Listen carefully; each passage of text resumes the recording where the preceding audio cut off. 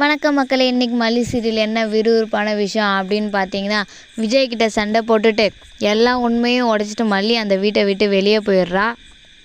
அப்போ தான் வந்து போதும் பொண்ணுக்கும் ரஞ்சிதாவுக்கும் இவ்வளோ நடந்திருக்கா, இது எல்லாமே பொய்யா, எவ்வளோ பொய்டா அப்பா அப்படின்ற மாதிரி ஷாக்கிங் ஆகிடுறாங்க. இதெல்லாம் நம்ம உண்மைன்னு நினச்சி வேற நம்பிட்டோமே அப்படின்னு சொல்லிட்டு இதெல்லாம் பொய்ன்னு தெரிஞ்சோன்னா அவங்களுக்கு ரொம்ப சந்தோஷமாக போயிடுது.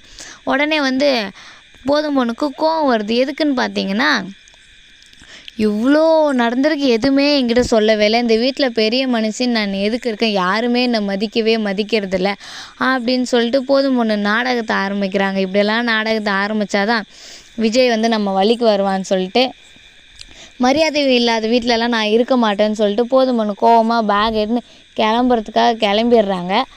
அதுக்கப்புறம் விஜய் வந்து ஏங்க சித்தி இந்த மாதிரி பண்ணுறீங்க, இப்போ தான் மல்லி வந்து வீட்டை விட்டு போயிருக்கா, மல்லி போனதே வெண்பா தாங்க முடியாது, உடனே நீங்களா எப்பா இந்த வீட்டில் மரியாதை இல்லாமலாம் என்னால் இருக்க முடியாது, அப்படி என்ன இப்போ மரியாதை இல்லைன்னு நீங்கள் சொல்கிறீங்க அப்படின்னு வந்து விஜய் கேட்கவும், ஆமாம் எவ்வளோ பெரிய பொய், எவ்வளோ மறைச்சிருக்கு, எல்லாமே பொய், இதெல்லாம் ஏன் எங்ககிட்ட சொல்லவே இல்லை அப்படின்னு வந்து போதும் பொண்ணு விஜய் வந்து திட்டுன்னு திட்டிடுறாங்க. அதுக்கப்புறம் என்ன நடக்குதுன்னு பார்த்தீங்கன்னா, போகாதீங்க அப்படின்னு வந்து கேட்குறாரு விஜய் வந்து.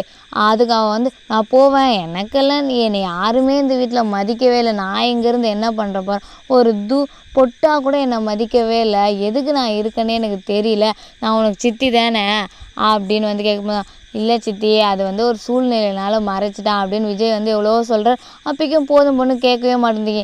இப்போ நீங்கள் வீட்டை விட்டு போகக்கூடாதுன்னா நான் என்ன பண்ணணும் அப்படின்னு வந்து விஜய் கேட்குறார். இதை பயன்படுத்திக்கிட்டு போதும் பொண்ணு என்ன சொல்கிறாங்கன்னா, போதும் பொண்ணு ரஞ்சிதாவும் ஏற்கனவே பிளான் பண்ண மாதிரி இனிமேல் மல்லி இந்த வீட்டுக்கு நீ கூட்டுனே வரக்கூடாது அப்படின்னு சொல்லிடுறாங்க.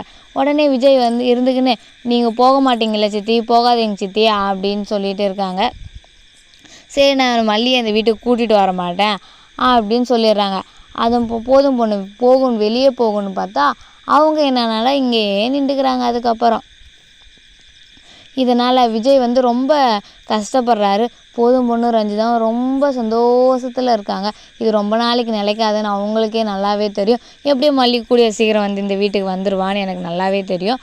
அதுவும் இல்லாமல் அங்கே ஒரு பக்கம் பார்த்திங்கன்னா வெண்பா வந்து ரொம்ப கஷ்டத்தில் இருக்கிறாங்க. ஏன் கஷ்டம்னு பார்த்தீங்கன்னா, மல்லி அம்மாவை திட்டேன் அப்படின்னு சொல்லிட்டு அவள் ஒரு பக்கம் ஃபீல் பண்ணிகிட்ருக்கா.